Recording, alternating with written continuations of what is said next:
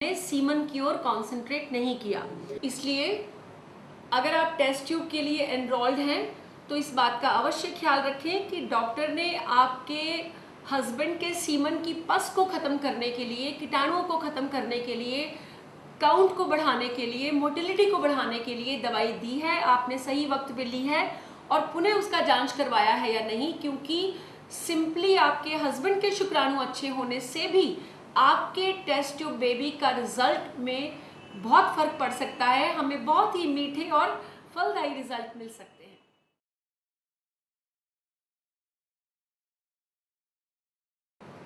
मुबारक हो, आपको प्रेगनेंसी हो चुकी है, लेकिन ख्याल रखिए हमारे लिए केवल प्रेगनेंसी का होना या गर्भ धारण करना ही काफ़ी नहीं है। हो सकता है आपको 10 साल बाद, 15 साल बाद, 20 साल बाद या 25 साल बाद बच्चा ठहराओ। और इनफैक्ट मेरे एक पेशेंट अभी जो हमारे पास फॉलो कर रहे हैं, उनकी 53 साल की उम्र में शादी के 35 साल के इलाज के बाद पहली बार IVF करने से उन्हें अभी 2 बच्चों से गर्भधारण हुआ है। अभी उनका 7वां महीना है, लेकिन आज भी हम भगवान से प्रार्थना करते हैं कि उनके 9 महीने तक सही सलामत उनकी प्रेगनेंसी पहुँचे और हम सबको पूरी खुशी मिले। इसी प्रकार से आपके लिए भी प्रेगनेंसी के बाद ये जानना बहुत ज़रूरी है कि डॉक्टर साहब मैं ऐसा क्या काम करूं कि मुझे पहले 3 महीने में कोई दिक्कत ना हो, मेरा गर्भपात ना हो, मुझे ब्लीडिंग ना हो, दर्द ना हो, बच्चा बाहर ना आए और पहले 3 महीने सुरक्षित निकल जाए। नंबर 1। नंबर 2, डॉक्टर साहब भगवान की कृपा से पहले 3 महीने सुरक्षित निकल चुके हैं, अब अगले 3 महीनों में मुझे कोई दिक्कत ना आए तो मैं क्या प्रिकॉशंस लूँ। इसी प्रकार से लास्ट ट्राइमेस्टर, गर्भावस्था के दौरान होने वाली ऑलमोस्ट 99% तक की प्रॉब्लम्स पे हम काबू पा सकते हैं, उनको होने से बचा सकते हैं। हर तरह की कॉम्प्लिकेशन, दुविधा, तकलीफ़ें, हर तरह के दुखों का पहाड़ टूटना, इन सब को हम बचा सकते हैं अगर हम आपको बचाव के सारे उपाय बता दें तो। इनमें से कुछ बातें मैं चाहूँगी कि आप ज़रूर जानें और उनका उसी प्रकार से अनुसरण करें जिस प्रकार मैं आपसे चाहती हूँ। नंबर 1, अगर आपकी उम्र बड़ी है और आपको बड़ी उम्र में गर्भावस्था हुई है तो कृपया करके टेस्ट ट्यूब बेबी के बाद से ही डॉक्टर से पूरी इंस्ट्रक्शंस लें कि डॉक्टर साहब मुझे ब्लड प्रेशर की दवाई कौन सी खानी है, कौन सी बच्चे के लिए सेफ है, ताकि BP के बढ़ने के कारण मुझे बच्चा ठहरने के बावजूद भी ब्लीडिंग ना हो जाए। इसका आप इसके बारे में ज़रूर जानें। इसके अलावा गर्भ धारण करते ही आपका थायराइड का टेस्ट, टॉक्सोप्लाज्मा का टेस्ट, VDRL, शुगर, जो नॉर्मल टेस्ट है वो करवा लिए जाते हैं। मगर जो खास चीज़ मैं आपको बताना चाहती हूँ वो ये कि किसी भी हालत में आपकी पेशाब की थैली में पस या कीटाणु का प्रवेश पहले महीने से लेकर 9वें महीने तक कदापि नहीं होना चाहिए। बिकॉज बच्चेदानी में या पेशाब की थैली में कीटाणुओं का प्रवेश होते ही किसी भी औरत के समय से पहले गर्भपात, एबॉर्शन, समय से पहले बच्चा होना, समय से पहले पानी की थैली फटना और इस प्रकार की अनेक कॉम्प्लिकेशंस के चांस रहते हैं, जिसके द्वारा हमें पूरी खुशी ना मिल पाए। हम भूल जाएं मगर आप ना भूलें, हर महीने अपना यूरिन का रूटीन और कल्चर टेस्ट ज़रूर करवाएं। पहले 7 महीने के बाद हर 15 दिन बाद ये टेस्ट कराएं और 8वें महीने के बाद हर हफ्ते ये टेस्ट कराएं। इनफैक्ट जिन मरीज़ों को टेस्ट ट्यूब बेबी के बाद गर्भधारण हुआ है, मैं उनको ये सलाह देती हूँ कि हर 15 दिन बाद, क्योंकि ये सिंपल 10 रुपये का टेस्ट है, यूरिन का रूटीन टेस्ट हर 15 दिन बाद करवाएं और कल्चर 3 या 4 हफ्ते बाद डॉक्टर की सलाह के अनुसार ज़रूर करवाएं। कभी भी अगर नलों में दर्द, भार, कुछ भी पेशाब की प्रॉब्लम हो या ना हो, बिकॉज अक्सर औरतों को पानी की थैली उस अवस्था में फटती है जब औरतें कहती हैं कि मैडम कल ही तो हम फलान डॉक्टर से टेस्ट करवा के आए थे, कल ही तो चेकअप करवाया था, कल रात को हंसते खेलते सोए थे, कोई दिक्कत नहीं थी, इसके बावजूद भी पानी की थैली अचानक फूट गई। इसका मतलब है कि एसिम्प्टोमेटिक बैक्टीरियूरिया ऐसी बैक्टीरिया, इस प्रकार के कीटाणुओं का पेशाब की थैली से बाहर निकलना या प्रवेश करना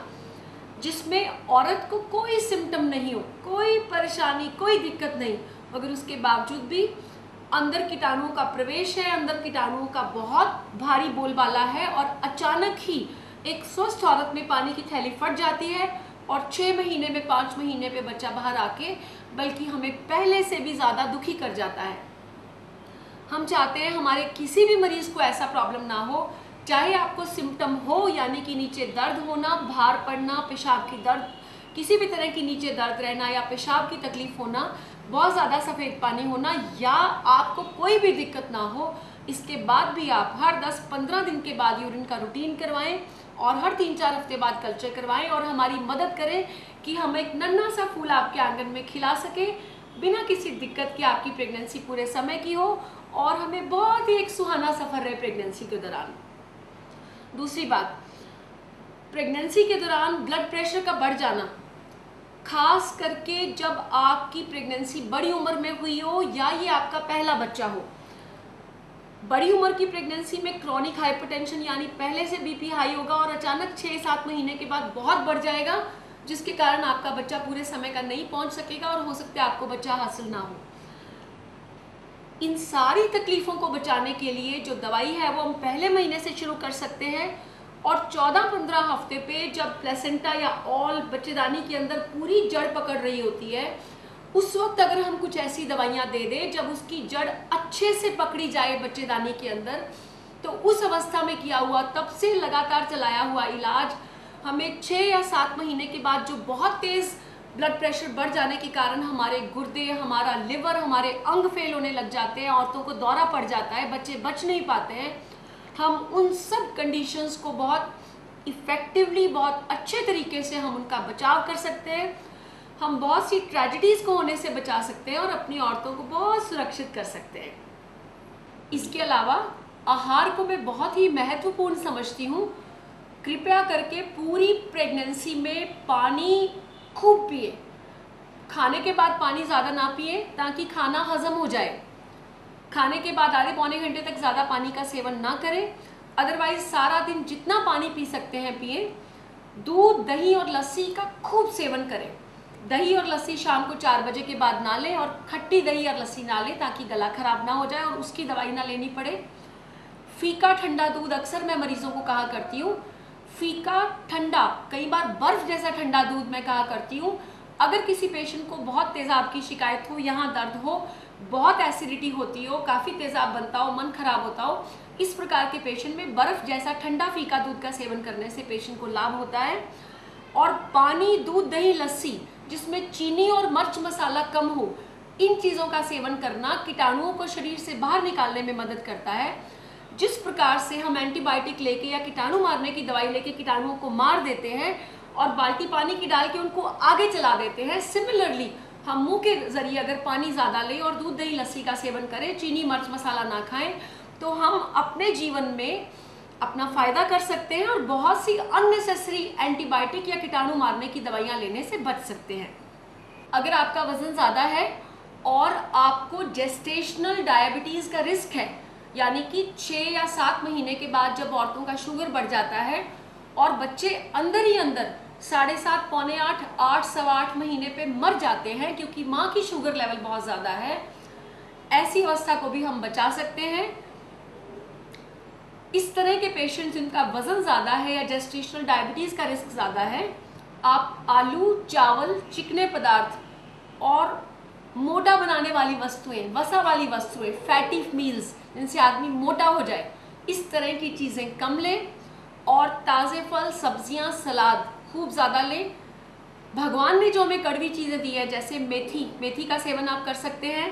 दही, लस्सी आप जितना मर्जी ले सकते हैं, प्रोवाइडेड उसमें चीनी ना डाली गई हो या मीठा ना डाला गया हो। हरी सब्जियां, नींबू पानी और बेसन की रोटी, भुने हुए चने, ज़्यादा पानी का इस्तेमाल, डाइटिशियन की पूरी मदद ले सकते हैं। इनफैक्ट आप अंकुरित दालें, चने, सोयाबीन, अंकुरित सोयाबीन ले सकते हैं और हर तरह की अच्छी डाइट यानी कि सही आहार और सही व्यायाम यानी कि सही रूप में की गई सैर हमारी शुगर को नीचे रखेगी। और हमें बहुत कम ऐसा चांस रहेगा कि हमें इंसुलिन के इंजेक्शंस लगाने पड़े, और हमारे बच्चों को भी इसकी वजह से हमारे पेट के अंदर जो बच्चा है या हमारी जो गर्भ के अंदर बच्चा है वो भी बिल्कुल सुरक्षित रहेगा। अक्सर एंटीनेटल केयर के दौरान मुझे पेशेंट्स पूछा करते हैं कि मैडम इतनी लंबी लिस्ट दवाइयों की क्यों लिख रहे हो, और हर मरीज को ये समझाना बहुत मुश्किल होता है कि कौन सी दवाई किस कारण से दी जा रही है। आप कुछ बातों को जान लें तो आपके लिए बहुत आसान हो जाएगा कि आप स्वस्थ रह पाएँ, आपका खून कम ना हो। और मैं अक्सर कहा करती हूँ कि प्रेग्नेंट औरत, जो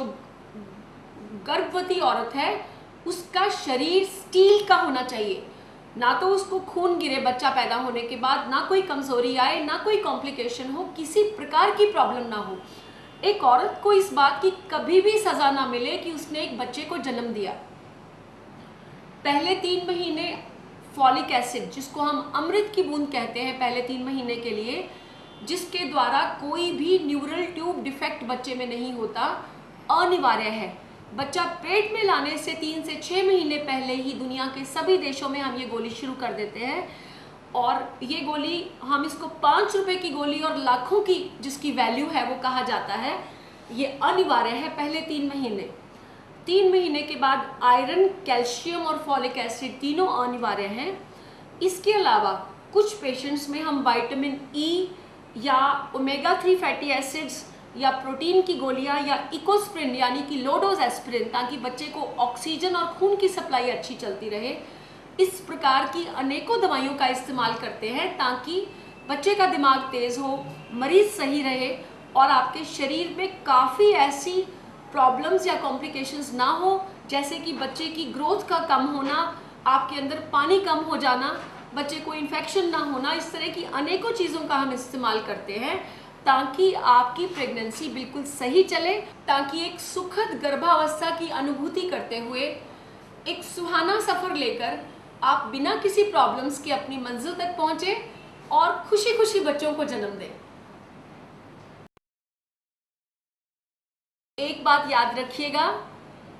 जैसे जैसे कीड़े मार दवाइयों का चलन बढ़ा है, वैसे वैसे फल सब्जियां खाने वाले लोग, स्वस्थ शरीर के प्रेमी, वो भी थायराइड की बीमारी का शिकार हो गए हैं। इस बात को याद रखिए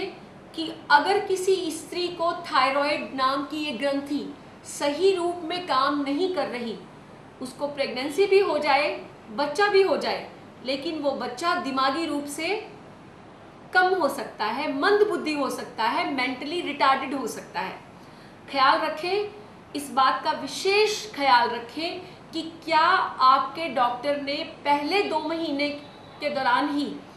आपकी स्त्री का, आपकी वाइफ का या आपका थायराइड का टेस्ट करवाया है या नहीं। बिकॉज अगर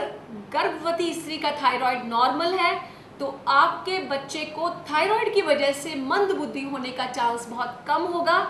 और मैं चाहती हूँ कि इस तरह की जो जागरूकता है वो हम सब में आए, ताकि डॉक्टर के साथ साथ हम अपनी स्वास्थ्य की जिम्मेदारी खुद भी उठा सकें।